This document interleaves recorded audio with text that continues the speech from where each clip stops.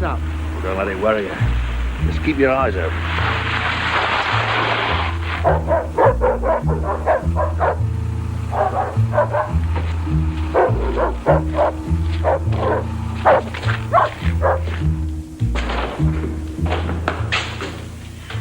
The word is, our masters are not very pleased with you.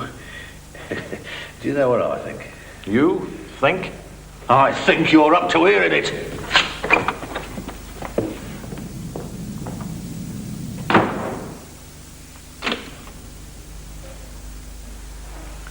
The word from Control is no. But he promised. How long have you been in this business?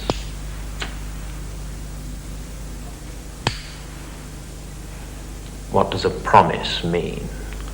I was told if I wasn't happy with the setup, I could pull out. You're not thinking of going to the other side.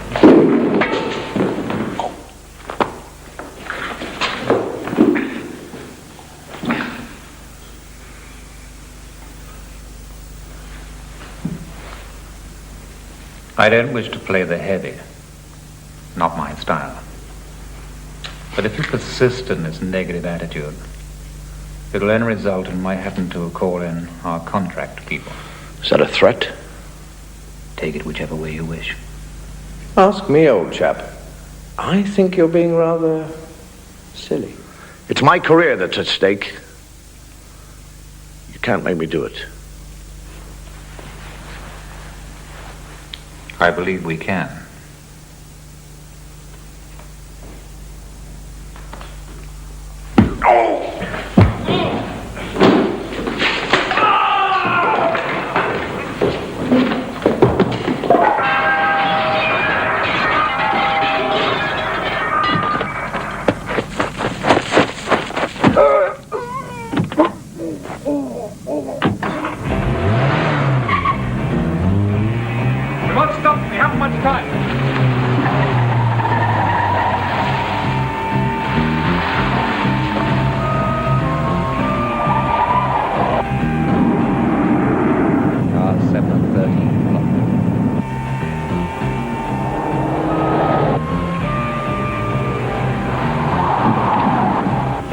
He's got past.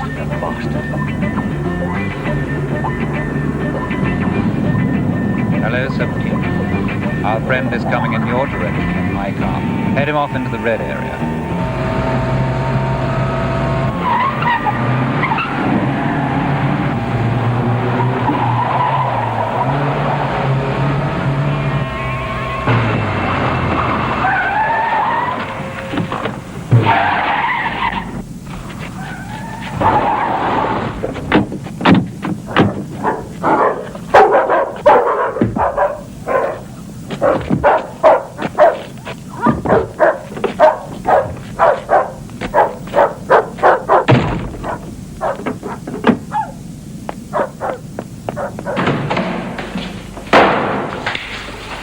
There's no way out.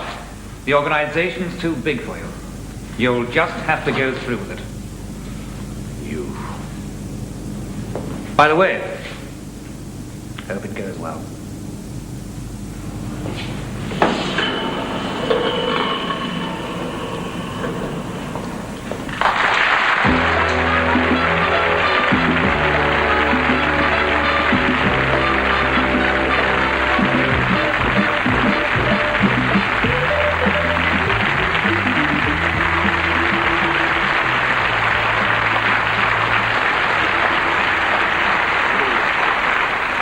What do they have to do to you lot to get you here?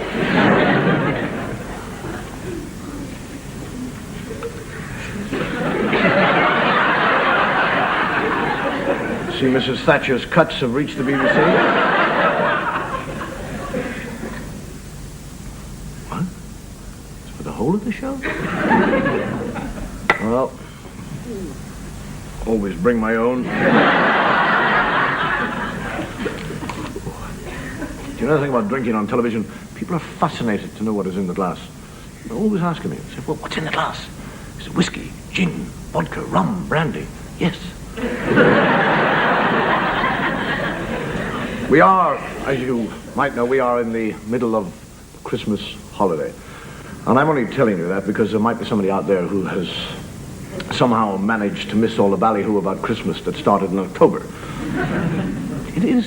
Have you ever thought about what an extraordinary season Christmas is? Totally sane, normal people will rush off into the countryside and tear down holly trees, rip them asunder, grab great armfuls of ivy, climb to perilous heights to grab a piece of mistletoe. For a month before the Christmas, the whole nation is walking around with trees under their arms, in cars, and nobody is surprised. I mean, what for? When you think we bring a 12-foot tree into our sitting room to decorate it, and the whole family sits there and say, "Oh, that tree looks lovely." You try doing it in July. It's what that bloody tree doing there? I mean, how does a custom like Christmas trees even begin? I mean, when you think it began, some fellow walking around with a tree, and somebody said, "Where are you going with the tree?" He said, "I'm taking it home." So what are you going to do, burn it? I'm going to put it in the room. You are? Yeah. And then I'm going to cover it in tinsel and lots of little glass balls, chocolate figures, and I have this brilliant idea of putting a fairy right up the top. And nobody says, "You're a bloody lunatic." They all say, "That's a great idea. I'll do it." And, wait, turkeys. 12 months of the year. We wouldn't dream of eating turkeys. Come Christmas, we all run around saying, "Gotta have a turkey. Let's have a turkey. Turkey. Christmas wouldn't be Christmas without turkey." Mind you, it's just as well we eat turkeys, otherwise the world would be up to its bum in them. And cards. I mean, we all send each other cards, Christmas cards. You know, the screwiest Christmas card I've got this year, which wishes me peace and prosperity, comes from Bomber Command. It's Christmas as a kind of period of giving and receiving presents. Now, I don't know about you, but I generally get soap or bath salts or shampoo, shaving cream, handkerchiefs, socks, cigarettes, books, and booze. I have a clearly defined picture of how my friends see me. Here's the thing, that when you think of the Christmas period, the 12 days of Christmas, this nation consumes more alcohol in the 12 days than any normal month. Now this is, why do we drink alcohol? If you met somebody from, say, from outer space who knew nothing about alcohol, and you said, "Here, have a glass of booze." And he said, "Why?" He said, "Well, drink it." And he tasted it. He said, "Yuck! It tastes awful." "Well, drink it." "But why?" "It'll make you feel good. It'll make you happy. Witty, bright, sharp." "Anything else?" "Yes." "Make you sad. Makes you depressed. Makes you cry. Gives you headaches. Makes you bad-tempered. Makes you want to shoot your wife. Makes you miss."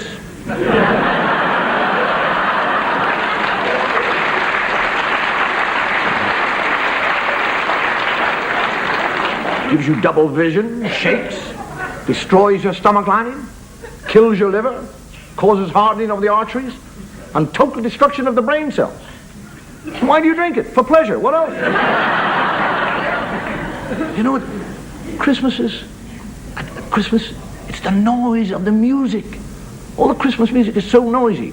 It's the church bells are ringing.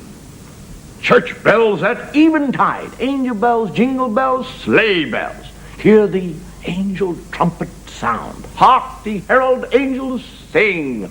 Shout hallelujah, ye choirs of heaven. Ding dong merrily on high. Blow trumpeter, the babe is born. You think with all that noise going on when he was born, those three wise men wouldn't have needed a star. You say, "God, listen, that's where it is. Forget about the stars. That's the noise."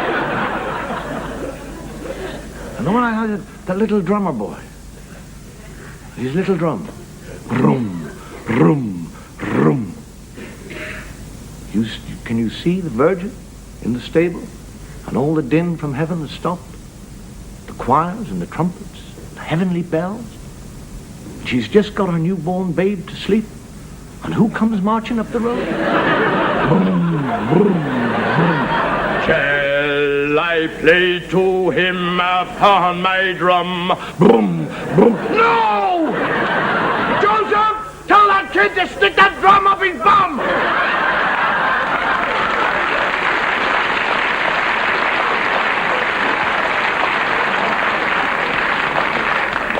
And have you thought what we ask children to believe in at Christmas? I mean, I'm Irish, and I know that we Irish are superstitious. I mean, even our leprechauns are superstitious.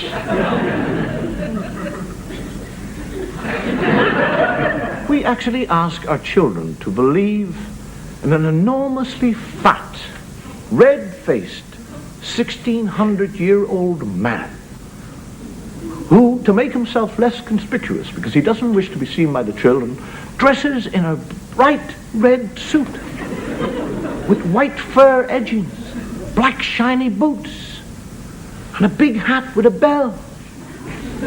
And for 364 days of the year, he lives in the North Pole with lots of elves, gnomes, and fairies.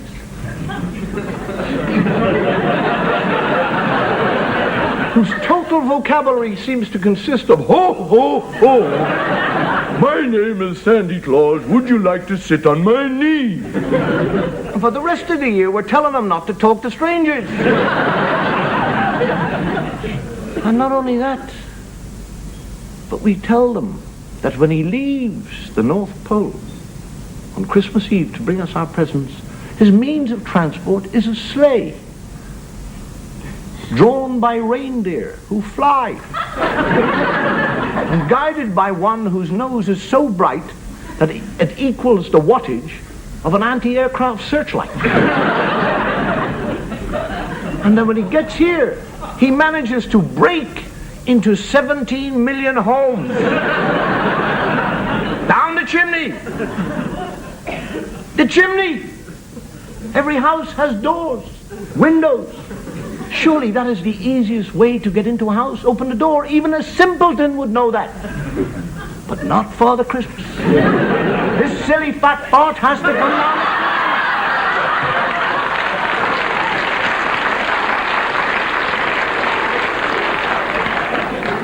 You look at the facts. In Europe alone, there are nearly 150 million homes, and he goes through the lot in 8 hours. That means he lands on your roof, gets down your chimney, dumps the present, and is out in 1/5,000th of a second. Are you surprised nobody sees him? What was that red blur? Oh, look. And in each house, he has a mince pie and a glass of sherry. That means that he eats 3 tons of mince pie and drinks nearly 1 million gallons of sherry. And then we don't see him for another year. Are you surprised?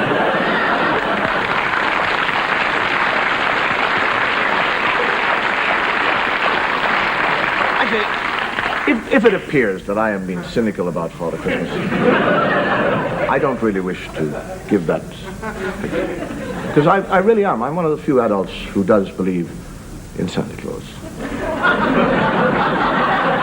I do. I also believe that money grows on trees, that there are fairies in the bottom of the garden, and that Margaret Thatcher is all hot. I also believe that we have some sketches to show you. No. Yes. Well, let's see what we can bag for the Christmas dinner, eh? Oh, good idea, yeah.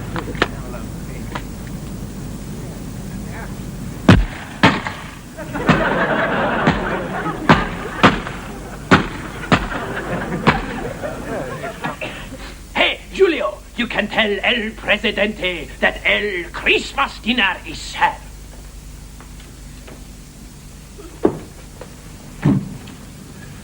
I have a gift for El Presidente. A Christmas stuffing that will make him go boom.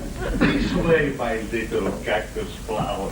Now eat. But of course. Oh, what a magnificent turkey.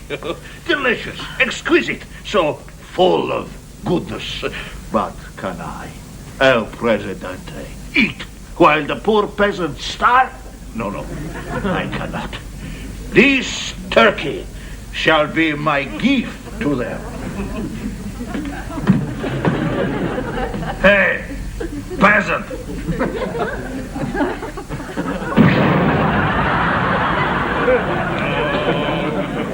Be faithful, joyful and triumphant, O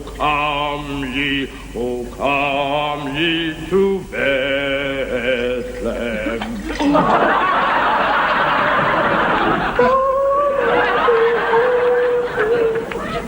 Oh, happy Christmas, darling. Thank you very much.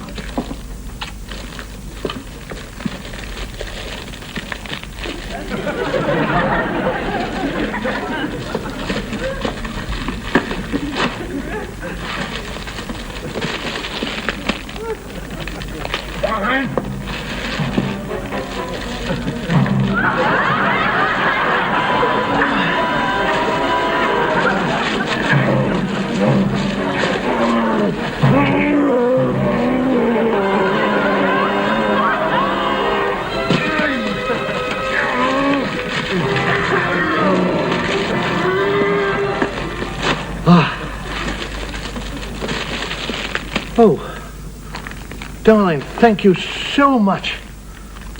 It's just what I need. You are clever.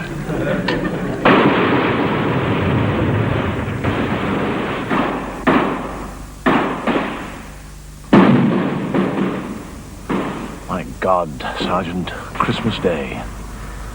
What is this all about? What are we all doing here? Us here, Germans over there, French over there, Belgium, there, the Italians.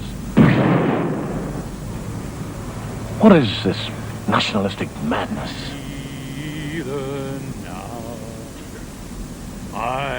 Listen, sir. It's Jerry singing. Alle schläft einsam war, nur das traute heiliger Paar. That's not bad. Holder Knaber in lockigen Haar, schlaf in himmlischer Ruhe, schlaf in himmlischer Ruhe. Very good.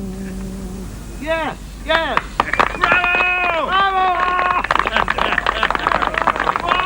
And now, please, your marks for the German Empire. From the United Kingdom.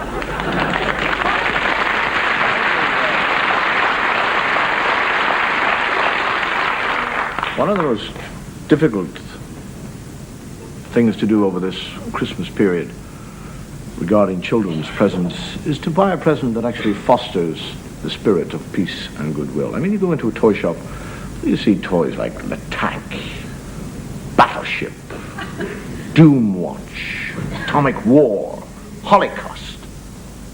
And I'll tell you what I hate most is when a child especially asks Father Christmas for one specific toy. And you, the parent, go out and you buy it. And you bring it back and you watch him open it with great joy in his face. And there are no batteries in it. And you tear the box to pieces looking for batteries. And there, at the bottom of the box, written on a little piece of paper, in the box, says, no batteries supplied. And you try to get out of this by explaining to your child that Father Christmas has a tremendous amount to do. He's very busy, and he's got all those homes to go to, and he's old, and sometimes he forgets. See? And the little face. And you say, but, I mean, you do have other presents. Why don't you play with your nice big toy car that you've got in? Again. Why can't you play with that? Because that doesn't have any bloody batteries either. You come across something like, it says unbreakable toy. Unbreakable. That is a direct challenge to any child. He's not going to play with it. He's going to try and smash it. He will spend hours of endeavor, total destruction. And the toy at the end of the day is totally intact. The dog is dead. Mother-in-law is in hospital with major concussion. The house is ruined. But the toy does not have a mark. How toys change. I mean, years ago, dolls were dolls. Those girls' dolls, they used to just sit there like idiots. Sometimes they closed their eyes, but that was due to a big lead lump at the back of the eyeball. Nowadays, toys, dolls, they walk, they talk, they cry, they giggle, they grow hair, they eat food. They're even toilet trained. There's a new one on the market now that refuses to go to sleep. It wails until it is picked up, hugged, and kissed. What's it going to be like in 10 years' time? I visualize myself spending the whole of Christmas pulling Action Man off Cindy Dog.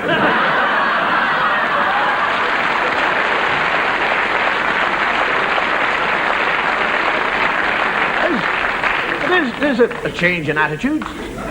Action Man. I mean, that actually is a doll for boys. Action Man. He's daring. He's courageous.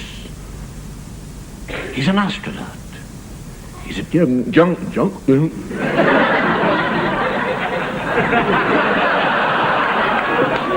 a jungle fighter. He's a master of the martial arts. He's a marksman. He's an expert knife thrower, skin diver, free fall expert. There is nothing Action Man cannot do. There's one thing he can't do. He can't dress himself. You know, yesterday morning I spent 2 hours trying to get that idiot into a rubber suit. Daddy, I can't get Action Man into his diving. All right, I'll do it. 2 hours. You know what I hate most about him? It's that lifeless expression. No matter what I did to him, I twisted his arm, his left leg over his right shoulder. I had his head turned a full 180 degrees. I had his back bent, his head looking through his legs, over his belly, wondering where his head was gone. Not a whimper. Finally, after 2 hours, I got him dressed. Mind you, he looked like a Camp Quasimodo. And where was my son when I was doing all this? He was out felling trees with the unbreakable toy. I was listening to a couple of children, a few years ago, talking about Christmas. And one said, well, what do you do Christmas? A little Catholic boy. And he said, well, I get up and I see my stocking. And I have a look at all the presents under the stocking. And then Daddy comes in and we hug each other and we say Happy Christmas. And my sister comes in and we hug her and we Happy Christmas. And then Mummy comes in and we kiss Mummy. And then we go down and we look at the Christmas tree and all the presents underneath. And before we open it, we all go off to Mass and we thank Jesus for being born, for giving us all the presents. And then we come back and all the presents. And Daddy says, you can open your presents. And we tear open the presents. And he said to the little Protestant boy, he said, well, what do you do on Christmas Day? He said, I get out the stockings, and I get the stockings, and open them, and we don't go to church because we're Protestants. And then we open all the presents, and I have toys. I have toys all over the place. I love toys. Said the little Jewish boy, he said, what do you do? He said, well, my daddy and I, we go down to our toy factory, and we look at all the empty shelves.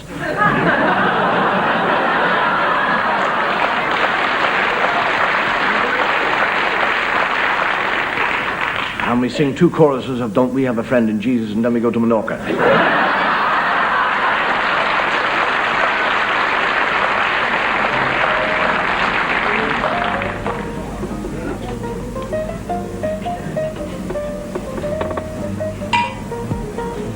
You know, my darling, in this light you don't look a day over 14. I'm not.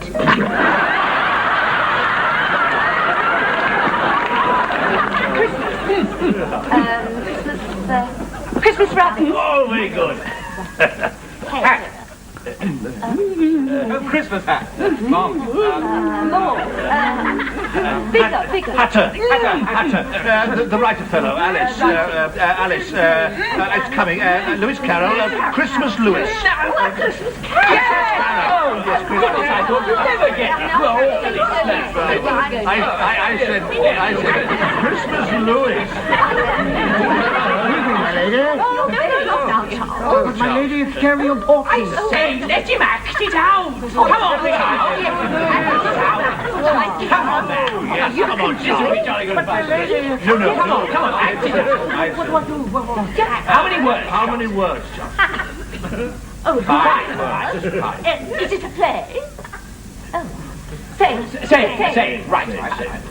First word. Yes. Little one. Little one. The. First word, the.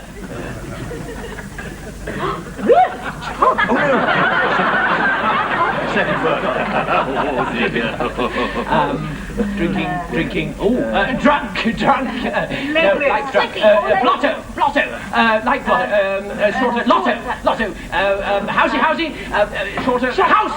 The house. Third word. Yes, it's very good. Scrooge.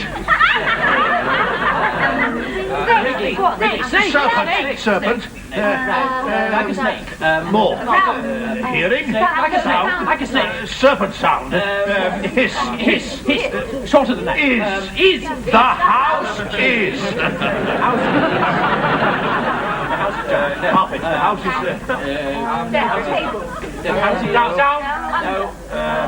Under. On. The house is on. House is lighting. House is Match house. Then house is warm.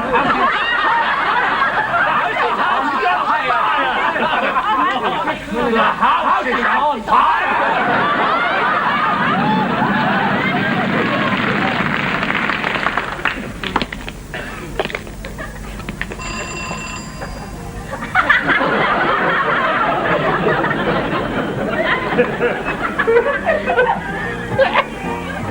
Good evening.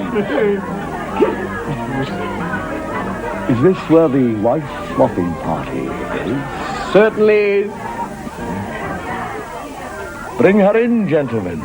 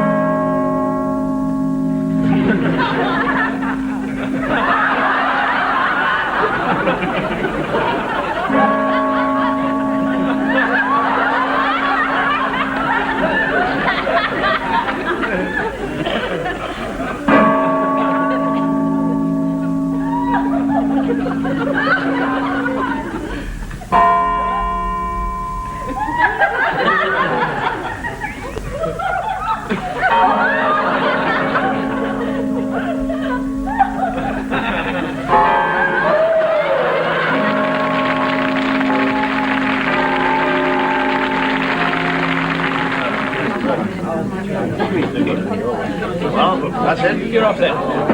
Take care. Happy New Year. Bye. Happy New Year. One for the road. All right, here she goes. Way. Happy New Year. Happy New Year.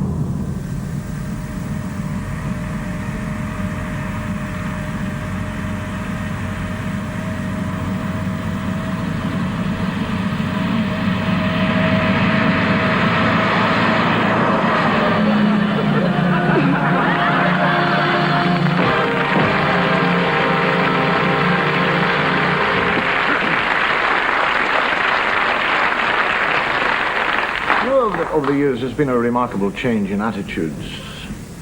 For example, eating. I mean, years ago, people used to enjoy food. People would say, eat your food. It's good for you. Nowadays, food has somehow suddenly become unhealthy. It's bad for you. It has things like cholesterol, carbohydrates, words we never heard of.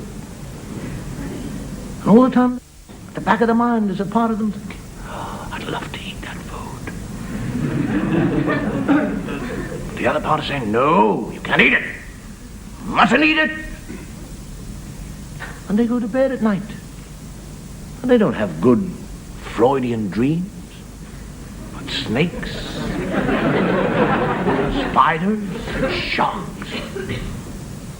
They dream about apple pie, covered in cream with legs, dancing, eat me, I'm lovely. They have nightmares, they wake up, ah, he's had a nightmare about that apple pie. Everywhere you go nowadays, people are talking about, I lost 4 pounds. I lost 3 pounds. I lost 8 pounds. I lost 16 pounds. I read about a woman the other day who lost 18 stone. Now, one of the first lessons I ever learned regarding mathematics is that matter is matter. It can change its shape, but it doesn't go anywhere. And every time I hear all these people saying, I've lost this weight, I've lost that, I think, where is all this fat? Where is it? Where did he keep it? It's in the drawer upstairs. It's my fat drawer. Fat in there. What's in the cupboard? Don't go in there. That's where I have fat in. It's in black plastic bags underneath the stairs. Every Wednesday at 3 o'clock in the morning. Who's there? We're the fat collectors. And then I think to myself, no, hang on a second.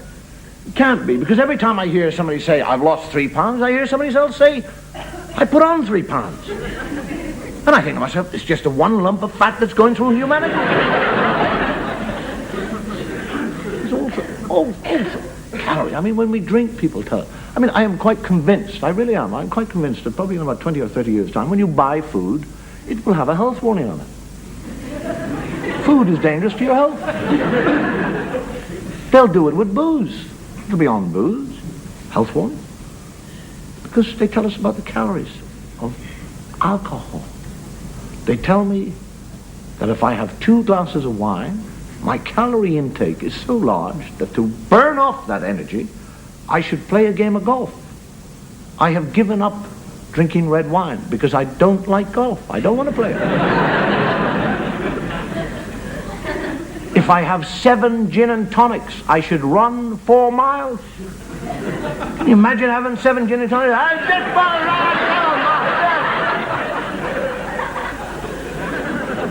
run. We smokers now are what I would call the modern day leper.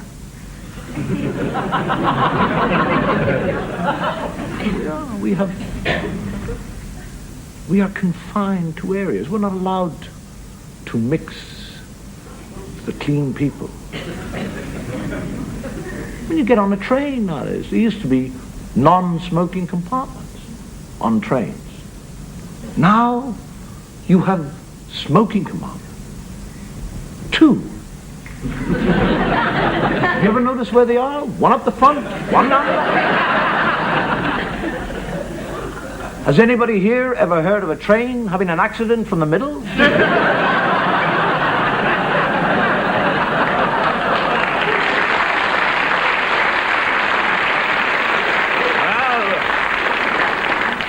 He died, you know, he's a smoker. No, smoking killed him. No, he's sitting in the front of a train and running into a wall. I get on an airplane. I mean, I used to fly. When I fly, people used to say, have a nice flight. Nowadays, they say, the first thing they say, you smoke? Yes. Smoking is confined to the air of the left-hand side of the plane. And you go down there. You sit there smoking. And there's a non-smoking area over there. It's 2 feet away from it. There's a fellow sitting there. And he thinks he's in a healthier area.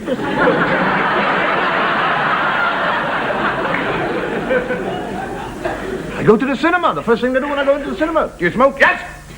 The smoking area is on the right-hand side of the cinema. And they put a torch on you. You're lit up, and the whole of the cinema is looking at it. It's dead smoke.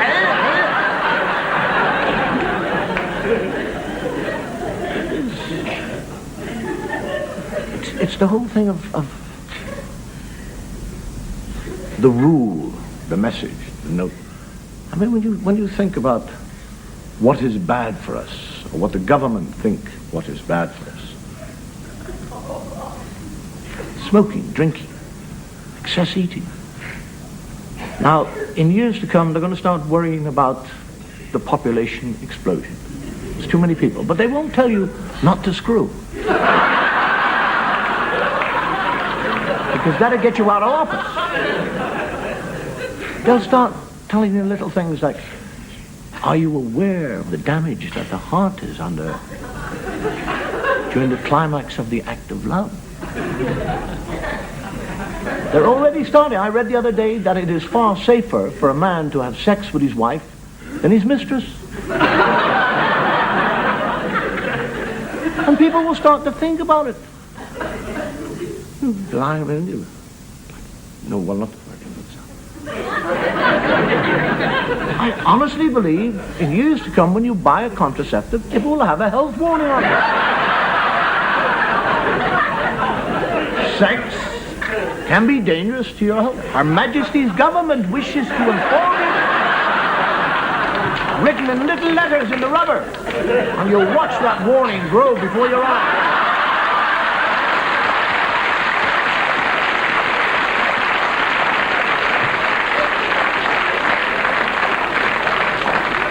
What all this has got to do with Christmas, I have no idea. The thing about Christmas is that people always bring religion into it. And we're no different.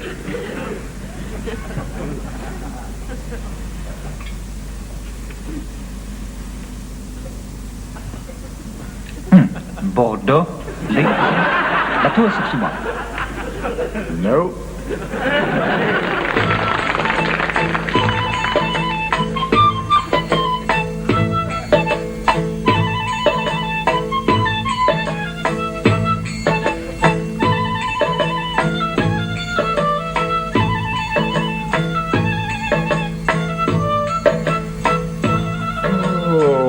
Salome. That was magnificent. And now, for my side of the bargain.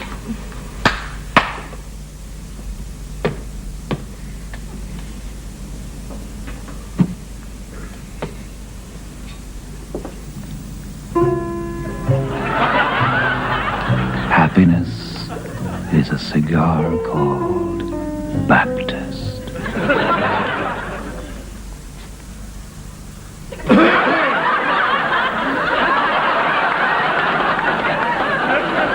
Father, for I had sinned. I can't stop thinking about sex. Every second of the day. Morning, noon, and night. Just sex, sex, sex. But I'm frightened to do it, because when I was young, someone told me that excessive indulgence in pleasures of the flesh made you go deaf. I wonder, could you speak up, please?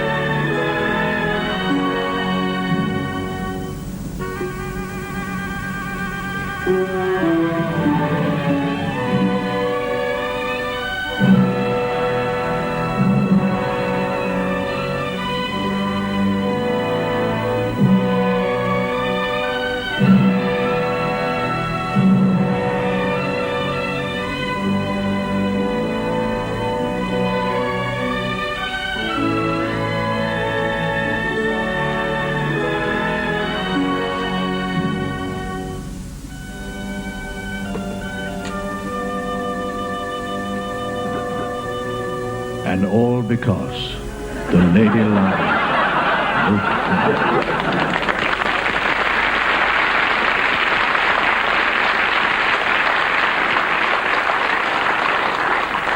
Prayer that you will hear continually whispered right throughout Christmas holidays are, please, please, please, God, do not let the television break down. You know, one of the things I like about Christmas viewing, that it actually gives me a chance to see the movies that I missed when they were shown last year.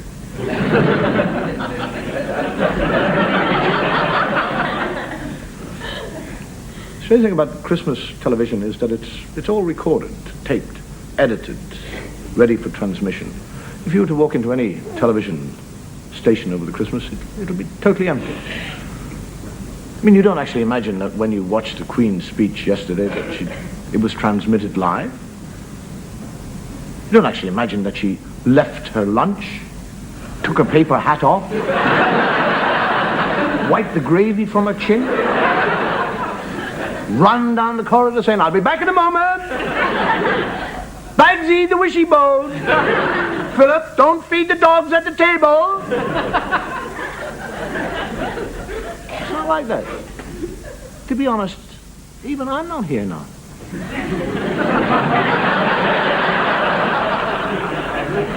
I mean, you're sitting at home thinking, what's that idiot talking about? Of course he's here. I'm not. You might think I am, but I'm not. I'm like you, I'm at home, watching television. The only difference is that you're watching this show and I'm watching the other side. And if you're thinking of changing over, don't bother, it's rubbish.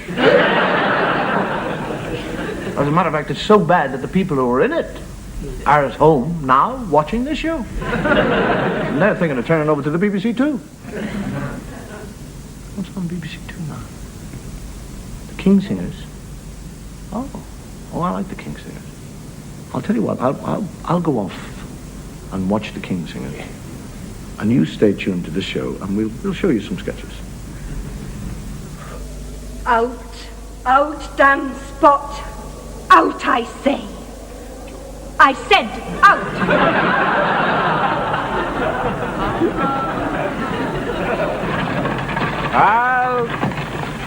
We must inspect this cart. You British fools, always you are trying to escape. And always we are finding you. Always, yeah.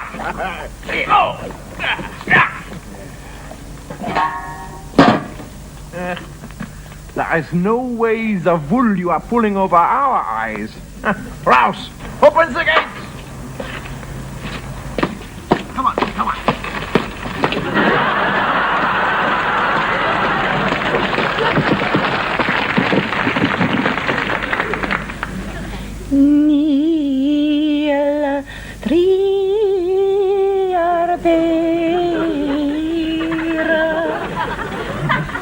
What was that song?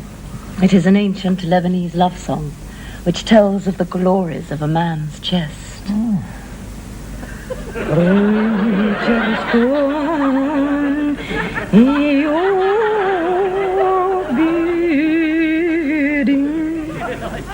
does that mean? It is an old erotic poem from Jordan, and it tells of the glories of a man's stomach.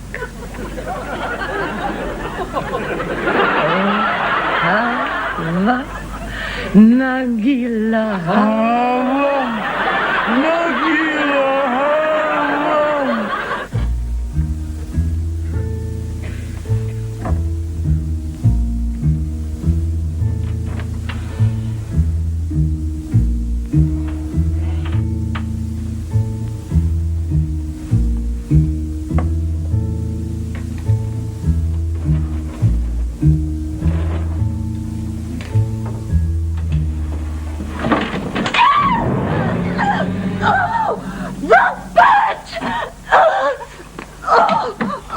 My dearest. My girdle's killing me. Rape and plunder! Rape and plunder! Rape and plunder! Rape and plunder! Yes, please. Plunder! Plunder!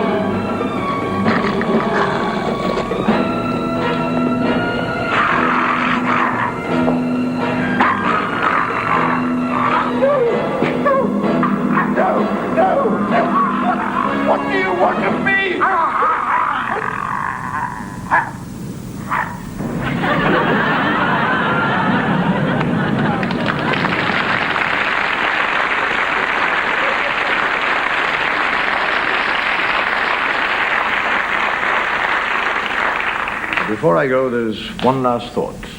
We are but 5 days from 1980.